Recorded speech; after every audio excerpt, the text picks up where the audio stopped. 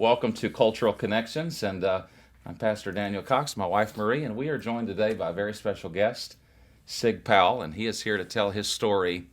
We're going to talk about a very important connection in our culture today, and that is the situation of the immigrant, the person who is affected by political movements or sometimes tyrants or dictators, and how God's grace can see people through the greatest difficulties of their lives. And so, full disclosure, Sig is obviously a personal friend of mine and a deacon at Calvary Baptist Church. And so we just want to thank you for coming and having a conversation with us today.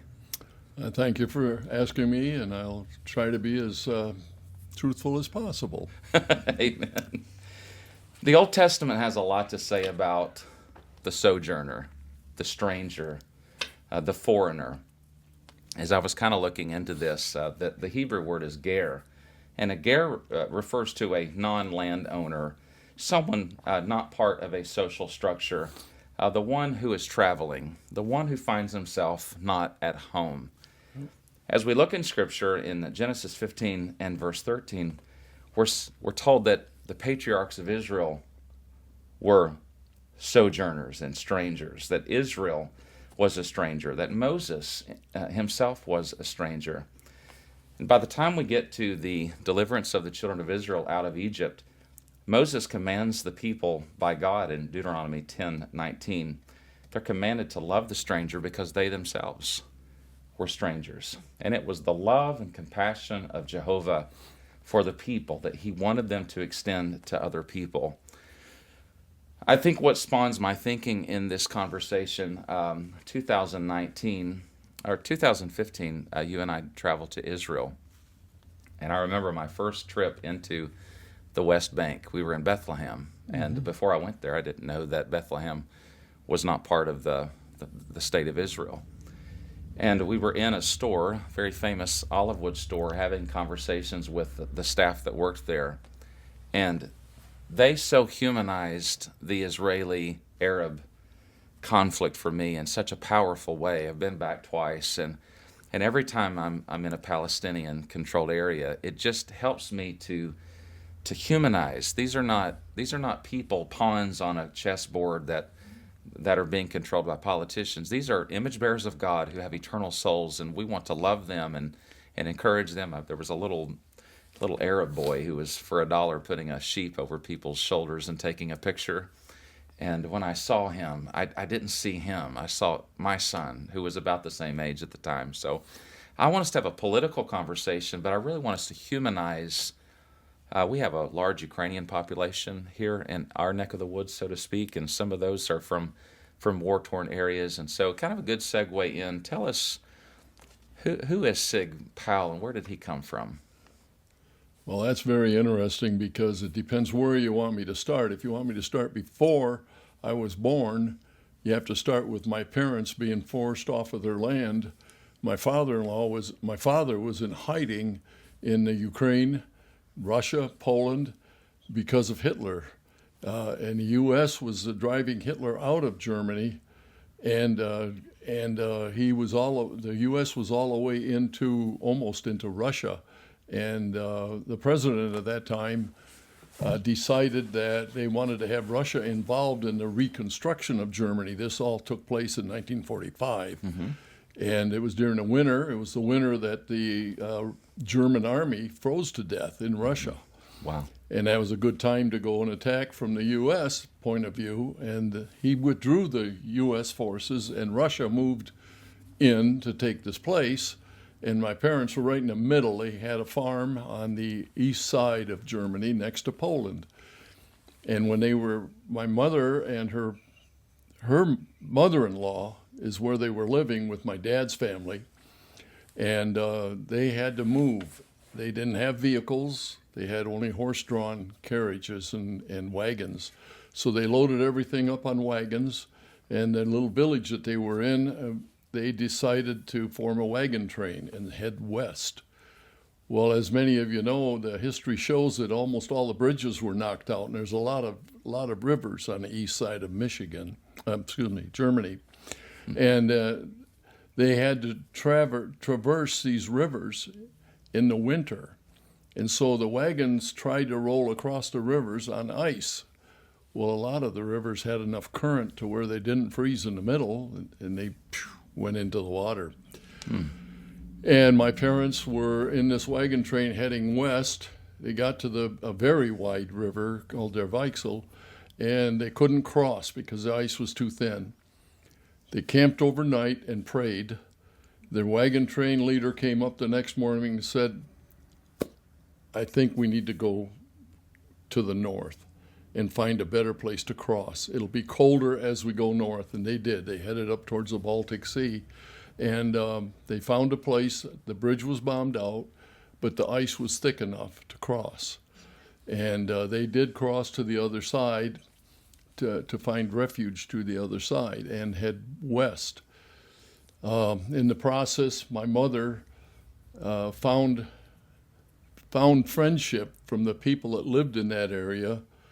They seen they were refugees and were in trouble.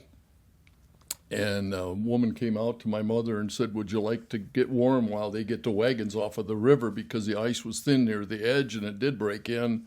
They still towed the wagons off to onto the banks. And she went in to change my, it was my older brother at that time. I wasn't born yet. And woman brings her into the house. It was warm. And she opened a closet door, and out of the closet my dad stepped out. And my mother hadn't seen my dad since 1943. Amazing. And so the only conclusion I can come to is that that's a God thing. God told the wagon train master to go north. Amazing. They would have never hooked up if he hadn't went through that process. Then from there, they made it back to the refugee camp, which was just northeast of Hamburg. And that's where 2 years later I was born. Well, a little bit over a year later I was born. And it took us 3 years of living in that refugee camp before we got the rights to come to the United States as immigrants. And the funny part, it wasn't so funny, but the sad part about becoming an immigrant was that we were not received very well, even by my parents' relatives who had been there since the 1800s. We went to a German Mennonite church. It was called Home Street German Mennonite Baptist. Later, they dropped the Mennonite off and became just pure Baptist. But we got nothing but hand-me-downs. My dad had to work for a lot of people for next to nothing. Part of the agreement to become an immigrant was that you had to have a place to live, you had to have somebody who would sponsor you, and it had to have a job lined up for 6 months. And then after 6 months, you were on your own. You could apply for citizenship at that point. Mm-hmm. And so my dad, he worked for some of the farmers, because they put us in an old farmhouse. And some of the farmers, he'd be up there at 4:30 in the morning cleaning the trenches in the milking parlors, and his pay was 1.5 liters of milk, fresh milk. That was his pay for that morning, and he brought that home, and my older brother and my older sister and myself, that's what we grew up on, was that 1.5 liters of milk. Plus whatever eggs. We did raise chickens on this old broken down farm. It had a hen house, and we raised a garden, nice big garden, and that was really interesting. I was 4 years old, and my job was to go pick the potato bugs off of the potato plants. So we all had to work. Everybody had to chip in. Yeah. So let's kind of stop right there. You mentioned maybe not being received well. Now, you're in a German-populated area? That area was. That's where my dad's relatives lived. They immigrated back during when they had homesteading in Michigan. They had homesteaded a whole big area around Williamston, Michigan. There's roads named Powell Road and Germany Road and things like that. So what was the mental connection or disconnection that people who had already, I guess, naturalized or become citizens, what was their attitude against you as an immigrant? Their kids didn't really accept us very well. The parents all started blabbering in German, so they were well accepted. But us kids, until we learned English, and it didn't take us long as kids, I think within 2 months we were speaking relatively kid English, but we learned fairly well. Then we were accepted better by our own relatives. But when we moved to Lansing, after my dad got a job at the Oldsmobile factory, it was a different story. I was in kindergarten. That would be 2 years later. I was almost 6, and we went into a city grade school, and the kids used to mock us. They could tell our accent and everything, that we were foreigners, and they'd call us names and like lots of hotsy-totsy, here comes another Nazi, that kind of stuff. We heard a lot of that, inflammatory conversations. Some kids accepted us, a lot of them didn't. It was the same way at church. We were always referred to as the poor immigrants. Even after my dad had established himself in a job, my mother was working for other people, cleaning houses and things like that to pay off the bills. And I might make a comment in that area. My dad only lived 18 years before he died in this country. And in that 18 years' time, he amassed a house, fully paid for, 2.5 homes that were converted over to apartment houses. He knew that he was short-lived, and that's why he got all this stuff established so my mother would have an income if he was to pass away. Well, Amazing. He passed away when he was 59, and that was 18 years after we came to this country. And my mother survived very well with the apartment houses, but they were all paid for. Hence, work, pay, be frugal. We was very frugal, took on extra jobs, things like that to make things happen. If I might ask Sure. a question too, 'cause something you said I think really kind of resonates, especially with like moms with children and they send them off to school and knowing that your child gets there, you send them in order to get an education, and knowing that they're receiving, cruelty. I think we could use that phrase there. And how did you handle that? How did your mom? What took place when you would come home and say, "This is what they're saying to me"? Well, my mom confronted the principal at one time, and funny, she was German ancestry herself, Mrs. Minger, and she says, "Well, kids will be kids." That's all she said. And my older brother, got in a real dilemma, you might call it, with a young black girl who kept calling him a Nazi and all this kind of stuff, and he called her a bad black name, and they tried to prosecute him, kick him out of school. Didn't do anything to the black girl from calling him a Nazi, and worse than that. So. Sort of what is socially accepted and not socially accepted at that Right. time, for sure. And to call someone a Nazi is something that totally been accepted for anybody who is obviously of German descent. Yep. So maybe what would you say to maybe someone who has children that struggle in that scenario? What would you give, and what kind of advice would you give to them? To ignore it, that I use the old saying that sticks and stones will break my bones, but words will never hurt me. And you just need to overcome and be assured of yourself that you are who you want to be.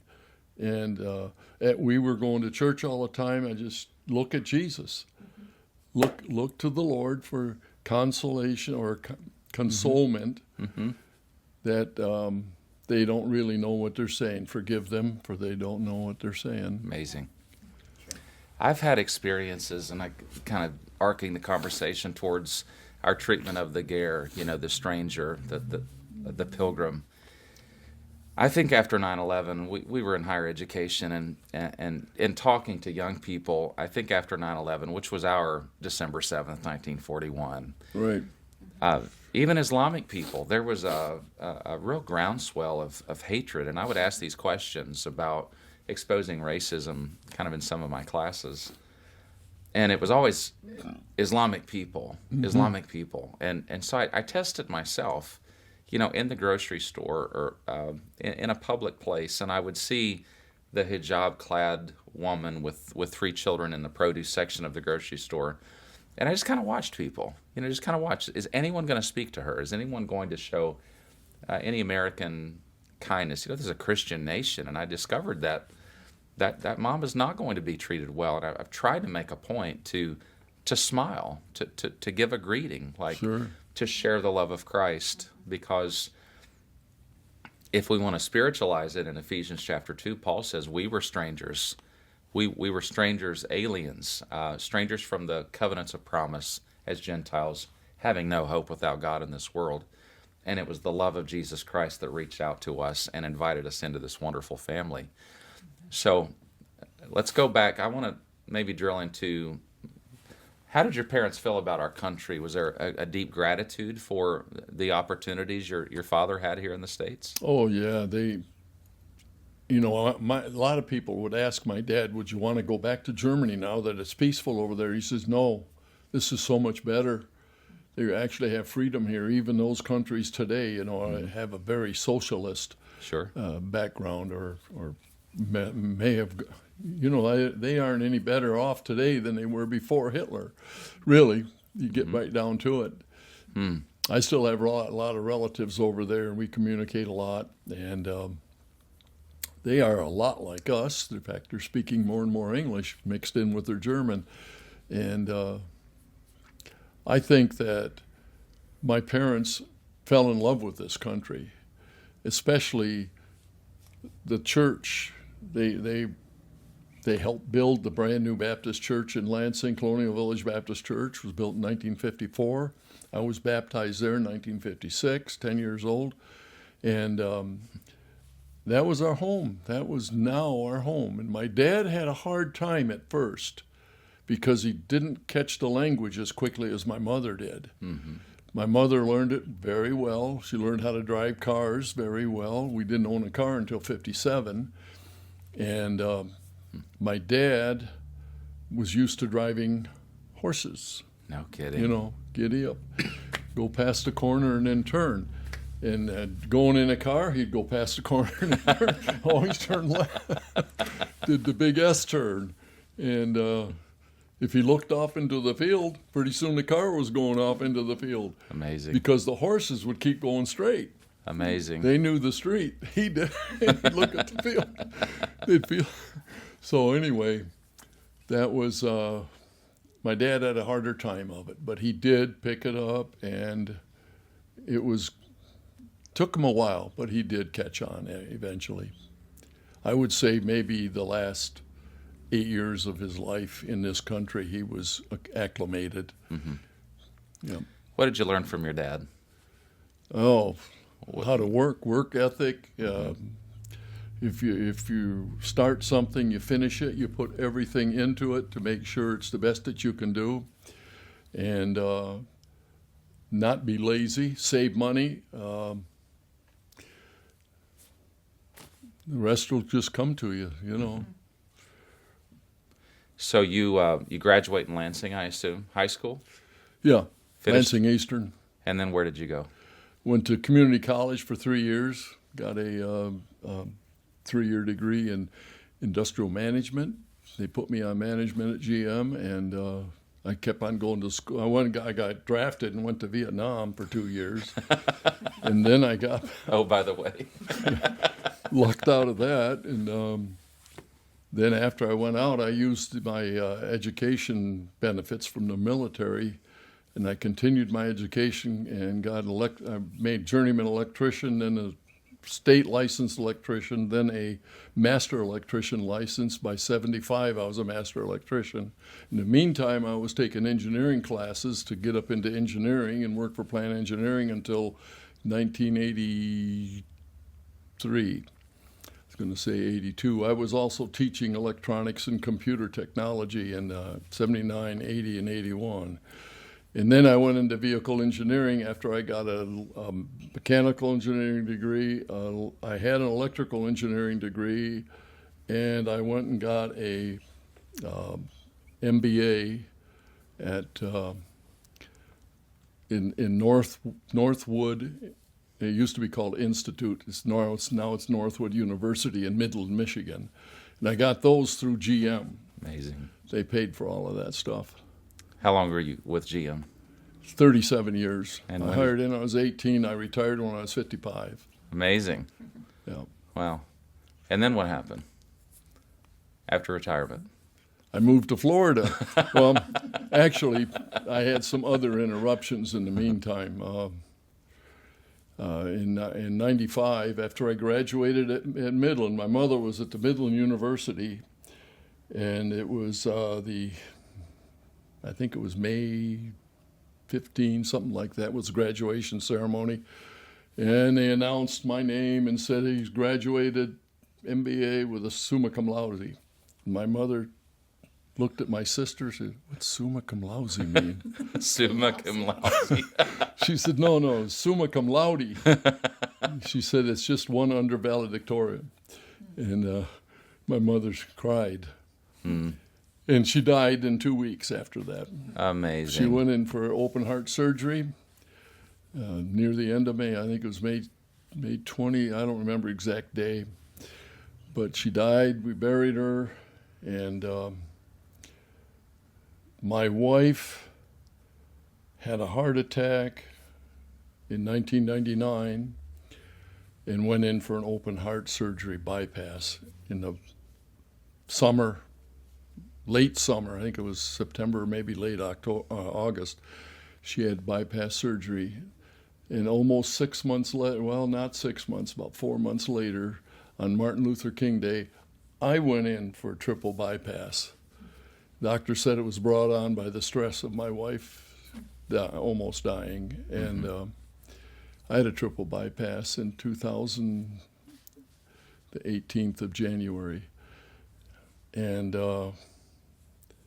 I thought that maybe God was punishing me.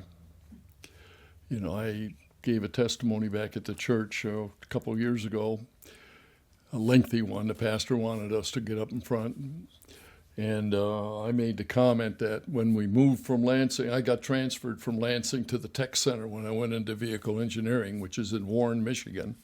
And I refused to live down in Detroit. I lived 35 miles north on I-75 and trucked in that distance every day. And we didn't go to church much because we couldn't find a church in Oakland County that suited us. They were not, in our opinion, biblically taught, biblically preached churches. And because of that, we didn't go to church. And I think that maybe the Lord was telling me something, and I was slow in learning. You know, are we learning yet? No. So a year later, after my wife had the open heart, or after I had the open heart surgery, we knew we were going to retire when I was 55, and we came down to Florida, rented some property over by Melbourne, and it was on a golf course. We rented a nice condo. I had put the money down, and my wife started having pains in her chest. She says, "I got to get back to Michigan to my doctor so I can see what's going on." So we did. They did a body scan on her and found that she had a 6-centimeter lump in her chest, in her lungs, right in the middle. And she had some in her ankle and some in her lower spine. The doctor gave her 16 to 20 weeks to live. And I couldn't believe it, and she couldn't believe it. And so we said, we got to do whatever we can do. And she went through all of the therapies and you name it. Some of those treatments almost killed her by themselves. And she ended up dying February 4th in 2002. Well, I'd already rented all this stuff down there in Florida. So I paid the first month's rent, the last month's rent, and a 1-month deposit. So I told my brother, who lived in Oviedo at that time, and he said he'd go down there and talk to the manager, and the manager didn't want to refund the money. He refunded everything but the deposit, 1 month's deposit. He kept that. So I got some of my money back. Then I said, well, to myself, what am I going to do now? I'm going to follow through and move to Florida. I hate Michigan winters. I used to love them when I was younger, but I was getting to the age now where I didn't like them. And my brother was still in Oviedo. He's a builder. He was building a big Marriott hotel up by the Daytona 500 Speedway. And he says, well, come on down here. Maybe we can build a couple houses. He says, he knows I like to build stuff. And we did. We built a house in Christmas, if you know where Christmas, Florida is. I do. Built one there. We built one in Rocket City, which a lot of people don't know where that is. That's really not the name of it. It's something else. It's on the road that goes from Christmas to Cocoa Beach. Titusville? No, it's not that far. It's an area out there that's actually below the water table. When we had Hurricane Charlie come through here, that place, they keep it pumped out with portable pump systems, and they all quit. I don't know why they quit, but they quit. And the house we were building in the process had a foot of water in it, and we just finished putting the baseboards in. So we had to peel the drywall back up, all the baseboards out, and start over again. But we sold that house and made a nice profit anyway. And then I built a house in Eustis, right on the north shore of Eustis, up on a hill. And I mean literally a hill. Florida doesn't have many hills, but that's a hilly area. Mount Dora. Sure. I climbed Mount Dora. It's very expensive. You have the T-shirt. So anyway, that's what I did after I left Oldsmobile, or General Motors. At that time, I was a GM employee, no longer tied to any one nameplate. In the business, I was a manufacturing engineer. I developed manufacturing systems to put parts together to make an assembly, like a door, or a hood, or a deck lid, or a side frame. That was my job, was the mechanical side of it. That's where the electrical experience and the mechanical and all that other stuff came in. Project manager, when I made project engineer, which was the top of the engineering scale, then I managed the whole project and all of the design houses and things, the build shops. That was all under my control at that time. So I'm tracking your story. So you're born in a refugee camp. Yep. Your mother is on wagon trail as God turns them to the north. Your dad is there. Yep. Grace. God allows your family to immigrate here. He sees you through really lean days. It's grace. You come to Christ. Your dad builds a life here. Your mom lived to be in her 80s, I think. Oh, 77. 77. But we're seeing grace. God, even if you said God was punishing me, the Bible uses the word chastisement, and it's the proof that we are his sons. Whom the Lord loveth, he scourgeth. He disciplines every son that belongs to him. But it's just God's a reminder of grace to you, that he's still there. He wants your attention. So I know this part of the story, but our listeners don't know this part of the story yet. So you're in Eustis, you're in Central Florida, and God has another gift of grace for you. I think her name's Judy, but maybe I'll let you tell that story. So how did you meet Judy, and how did God's grace just come into your life once again? Well, I went 9 years not even thinking about another woman. My wife was my life. And I couldn't see dating at that time or anything. So it was like 9 years. And finally, I was going to First Baptist Church in Mount Dora, and had I guess he'd be the associate pastor. Pastor Jameson is the the pastor of the church, and then a guy by the name of Boone, he was the associate pastor. He discipled me, so to speak, and got me involved in teaching all the different classes as a vacation replacement. Or if an instructor called in sick, he'd say, well, this is the lesson plan that he was going to use today.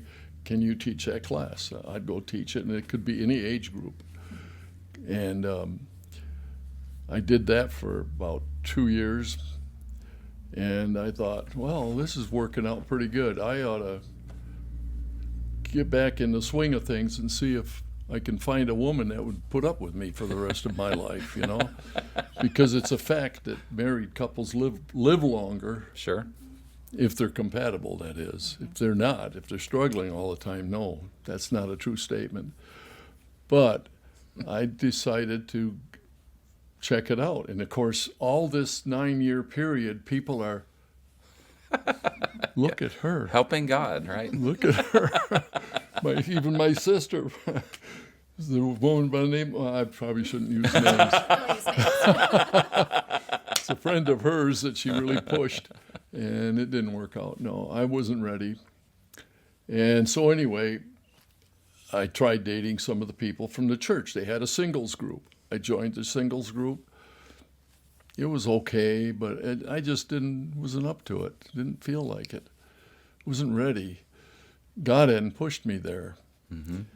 And I waited a little bit longer. In about 2012, see, I moved here in 2002, and in 2012, I decided I seen an advertisement on TV, Christian Mingle. Well, it's got the word Christian in it. We know that always doesn't mean what we think it should mean.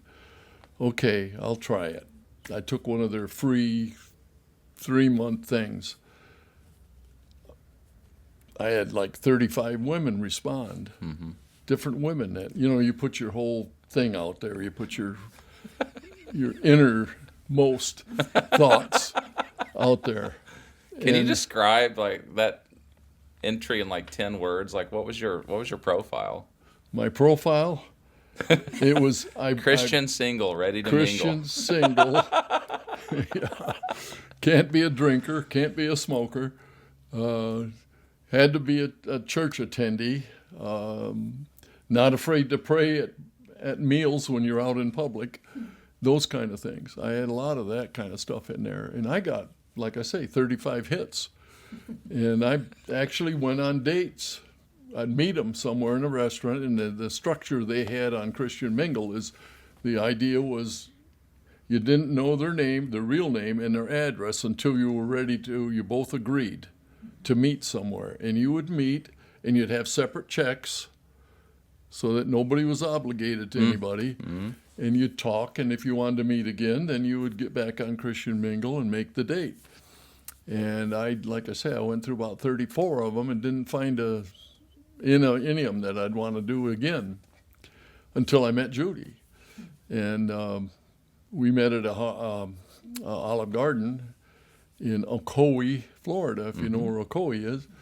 And it was a lunchtime meal, and we were there for 4.5 hours. Amazing. So we discussed everything just about, and the fact that her dad was a pastor and her grandfather on both sides were pastors, I've thought this was the woman, She knew the Bible frontwards and backwards better than I did, actually. And so we got married, and it's a very nice wedding. I invited Fred Boone, the associate pastor that got me involved in teaching, and went from there. And how long have you been married? Since 2013. June of 2013, June 29th, yeah. Well, Judy's a great lady and has encouraged me. She'll often come up to me and say, when my dad was pastoring, and give me some good advice. And I always appreciate that. Yeah. So, do you have a question? I do have a question. Kind of at the beginning when you were sharing coming over and some of your experiences, another thing that you had mentioned was that maybe some unsavory, I guess if I could use that word, reception from even people at the church. Yeah. So maybe, I think most of our listeners probably are Christians. So maybe what would be something you would encourage Christians or even the church itself as a whole? How should we receive immigrants? What is our duty as Christians? Don't remind them that they're immigrants. They were forever calling us the immigrants. Oh, would the immigrants, the Powell family, could they come up here and say this or do this? And then we got blamed for a lot of stuff, too, that happened in the church, and even though we weren't involved. Us kids, me and my older brother, we were considered rowdy, and we weren't rowdy. Not in my opinion, anyway. My cousin Edwin Yabs, he was more rowdy than I was, and he was here. He was born here, but he was an only child. Yeah. You know how that works. Sure. So provide them a sense of belonging. Yeah, maybe not so much of the distinction. Yep. And another thing would be they were forever taking in old clothing and things like that. Even after we were completely economically set, our family was. My brother, he started a paper route for Detroit Free Press, and he made his own money to buy his own clothes. I mowed lawns and stuff like that. In the wintertime, I shoveled snow to buy my own clothes. I bought my own clothes. My parents didn't have to dig deep. He didn't have a very good job. My dad was a press operator at Oldsmobile, and he didn't make much money. So we helped out the best we could. And I guess we didn't like the fact that they'd hand my mom a box of old clothes. I mean, they weren't as good as that you get at Goodwill. They weren't that good. They were just old clothes. You know what my mom did with them? She took and cut them in strips like this and sewed them together and rolled them up in a ball. And we had a place where they could rent looms. And she made those carpets, those carpets that have the... Amazing. Made out of the old clothes. Amazing. Yep. So maybe what I'm hearing too is maybe not so much of the distinction, and then not just making assumptions that, oh, you're poor and needy. Yeah. I mean, maybe they are, maybe they're not, but in your case, you were not at that time in your life, so maybe careful of our assumptions that we're making regarding them. I want to go into a hypothetical world. So your family was Mennonite. Yep. We didn't really drill down into the fact that you became a Marine, correct? You were in the Army, Navy. I was a Cardinals. I was a CB. He was a CB. My apologies. But you served in the military, so the Mennonites obviously have a pacifist theology. That's not really the point of my question. The point of my question is you came as Christian, but supposing your family came not understanding the gospel and had received a really cold reception, that would no doubt have had a gospel impact, right? Yes, it would have. But it wasn't that way. My parents were very forgiving. Yeah, they would just forgive people mentally. They may not say it to them, the ones that were rude to them because they were immigrants or pushed their way ahead of you in a line or something like that. They stole from them all over the place. In the refugee camp, my mother, when she packed up to leave, she had pictures and stuff of the family. I have no remembrance of her side of the family at all because it was all stolen from her. She had a real nice Leica camera that they probably saved up for several years to buy that camera. And the refugee camp was really a humbling experience for anybody because thievery was just rampant in those places. Amazing. Yep. Well, at the end of this episode, we're going to play with a few pictures. I think it's an 8-minute long interview your mother did regarding her experience. And it's super emotional. It really takes us into the story that you've painted. And I'll kind of have a closing word in just a moment, but maybe just express your appreciation for our country. And I know Marie's kind of asked you to kind of tap into that. What are we supposed to do with this? Any last thoughts you have about how we can be an encouragement to the stranger? Well, I think that I can do nothing more than thank this country for what they've done. And because I went in the military, I got a lot of benefits. I use those benefits. I use them to further my education. I use them to keep me lifted up. financially as well as spiritually. Mm-hmm. The church has lifted me up spiritually. But to say what, I really can't get into the American mindset when it comes to why they are this way against immigrants, because almost everybody in this country is either an immigrant or a relative of an immigrant. Mm-hmm. There's very few people that aren't. Mm-hmm. It'd have to be Indian or, Mm-hmm. South of the border. I mean, when I lived in California, well, back in the 60s, California was 45% Spanish. Yeah. So, and it belonged to Spain Mm-hmm. at one time. Mm-hmm. Before that, it belonged to the Indians. So I don't know how to express what the Americans should do. You can't just go out there and hug them and say, well, we'll give you everything. We can't do that either, because if you don't work for what you are entitled, you don't work for your entitlements. You work Yes. to make money, to live, to prosper, to help other people. And that's what I try to do. I try to help other people that need help. Yeah. And it's, Yeah, you are, I just publicly praise you, but you are the heart of benevolence here, and I know I've told you that privately.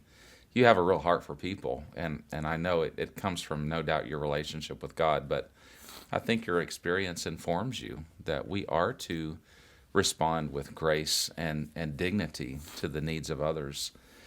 There's a great book I want to encourage. It's called The Bible and the Ballot. It was written by Tremper Longman. And I want you to read the chapter on immigration, because he has a lot of biblical insight, Old Testament insight into who the Ger is, how they should be treated, what do we do about this immigration problem. Frankly, ICE is in the news every day now, and now we have militant. It's interesting. The anti-fascists in our country tend to be the biggest fascist in our country. But what Longman basically says is the Bible doesn't say that national sovereignty is a bad thing. I think if we look at Genesis 11, even all the way through the Scriptures, it is God that creates national boundaries, and we're not saying those are bad things. We're also not saying that borders are bad things. I mean, I'm going to heaven because of Jesus. Yep. There are gates in the city. I mean, I think that may be a silly illustration, but the Bible's not saying that any of these are bad, but we need some wisdom, and to carry not just the political side of this, we need to bring the spiritual side into this. Ultimately, the nations of the world have come to us. The mission field has come to us. right. And we can bemoan that, we can criticize that, we can chafe against that, or we can see these people as connections. They're cheap mission trips. Yep. I mean, we can go, we had a missionary to Ukraine that was here at Calvary a few weeks ago and gave a word about the Ukrainian situation. We have people that live within 10 miles of our church that are directly impacted by footage he showed here in our church. Like, there's connections that we can make for the gospel's sake all around the world. I wanted this story told because the next time you see the immigrant, I don't want you to think about the front page of the New York Times or what CNN or Fox News are talking about. I want you to hear, when you see the immigrant, I want you to think of Sig's story and think to yourself, look at what God did with a family that was brought into our country from a war-torn situation, and how God can bring beauty out of ashes, out of very difficult situations. Love people with the love of Christ. This is supposedly a Christian nation, and I think we're struggling to be Christian in our treatment of not just the immigrant, but frankly, we're having a hard time being Christian with one another. So I normally give my wife the last word, but this is your show today, so I'm gonna give you the last word, and then we're gonna hear that footage from your mom. I really don't know what to say as the last word. I mean, I've just about poured my heart out here. I just thank God for the United States, and I thank God for the privilege of, I wasn't born here, but I do everything I can to make other people that don't have it as good as I do to have it better. Amen. We're grateful for you, and thank you for spending time with us today. Your mom's name? Emma. Let's hear from Emma Powell. And the interview comes from what year? Or what setting is the... It was at the Church of the Nazarene on Holmes Road, Lansing, Michigan. And they had a special program going on about suffering, what people went through and what they saw through their suffering. And that's what this interview to her is all about. It's actually a testimony of her leaving Germany. Amen. Well, let's hear from Mrs. Powell, and we'll see you next time on Cultural Connections.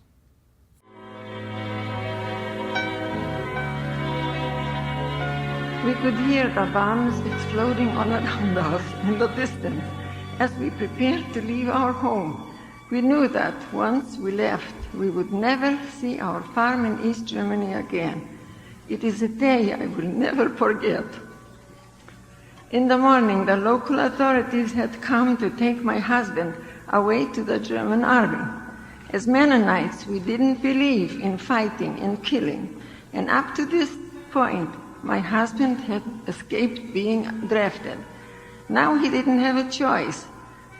It was either go along with them or be killed. I had no idea where they were taking him or when I would see him again. Then later that night, there came a knock on our door.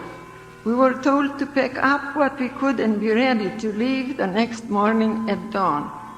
I was terrified. I was 26 years old, with 2 small children, a 5-year-old girl and a 19-month-old baby boy. What were we going to do? It was winter, and the temperature was below 0. I prayed to God for strength and wisdom. My mother-in-law and my sister-in-law were living with us at the time. My mother-in-law was too sick to help, so it was up to my sister-in-law and me to gather together what we could for the journey ahead of us.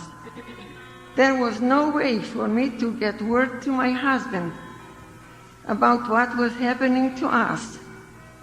We packed 2 wagons, one with food for the horses, and the other one covered the wagon with things for us that we needed, not knowing that we would have to live out of this wagon for 5 months.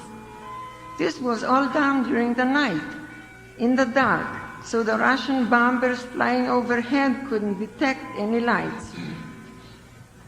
By the time it was dawn, the fighting was so close that the windows and doors rattled from the gunfire.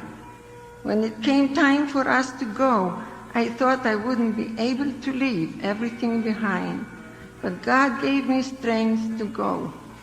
The thought came to me that these earthly goods didn't mean anything, that in trying to hold on to them, we would lose our lives. I felt the certainty that God would provide for us, and in that moment I had peace in my heart like I never had before. We joined the other people in our village to form our wagon train, where the town commissioner was appointed our leader. Heading west, we had traveled about 20 kilometers when we came to a river, but we couldn't cross it because the bridge had already been destroyed. So we had to change directions and go north. By doing so, we came into an area where the armies were fighting. Bullets and bombs were flying all around us, but no one was hit. After 3 days of traveling, we finally came to a village. The fighting was going strong. The wagon train leader ordered us to hide our wagons close to the buildings because the village was under attack from the air. Some of the people traveling with us didn't find a place fast enough, were killed. We were frightened and exhausted. My children were hungry and crying. The baby was wet. I couldn't change him in the cold, freezing wagon. I felt despair. I prayed, "Oh God, what will happen to us?" I thought there was no way out. And as I sat there crying in the wagon, a woman came out of her house near where we were hidden. She came right up to me and asked me to bring my baby and come into the house. At first, I was afraid, but because it was a chance for me to change my baby son into dry clothes, I went with her. My daughter stayed behind with my mother-in-law. I followed the woman into the house. She went to a closed door and opened it. There stood my husband. Unknown to me, the military unit that my husband had been assigned to was defeated within the first 24 hours that he had been with them. So he found a chance to escape and started looking for us. I can't describe to you the feelings that I had. I knew in my heart that this could not have happened by chance. Only God could have led him to where we were found. We were by no means out of danger yet. The war was raging. Behind and in front of us, there was danger all around us. We came to a river that was frozen with no bridge in sight. We had no choice but to cross there because the fighting behind us was coming steadily closer. My husband went to examine the ice and decided that we should wait until morning to cross. That night we couldn't rest at all. We had to guard our few belongings, including the horses and wagons, because there were so many thieves going east from Western Germany. They took everything they could get their hands on. When morning came, we were the first in line with the rest of the wagons to cross the river. With the light of day, we could see that about 10 other wagons had tried to cross the night before and didn't succeed. I felt as if we were going into a grave. Everyone was quiet. I thought in my heart that at least we would all be together to meet our God if we drown. But God's plan was different. Once again, He led us safely across. Even though we had many more frightening experiences to face, we were together as a family, and through all the dangers we had yet to encounter, God made a way for us to escape.